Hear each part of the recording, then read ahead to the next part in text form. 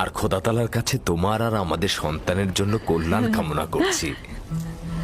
11 বছর ধরে তোমার অপেক্ষায় ছিলাম, এত দেরি করলে কেন? জানতে চাইলেন না আপনার সন্তান মেয়ে না ছেলে? ইউসুফ কি মেয়ের নাম নাকি ছেলের নাম? আপনি কি করে জানলেন? কে আপনাকে বলেছে?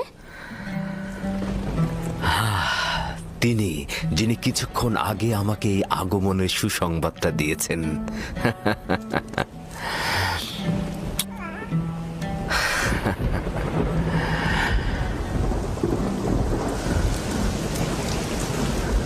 এই বৃষ্টিও তোমার কদমের বরকতেই হচ্ছে। খোশামদিদ।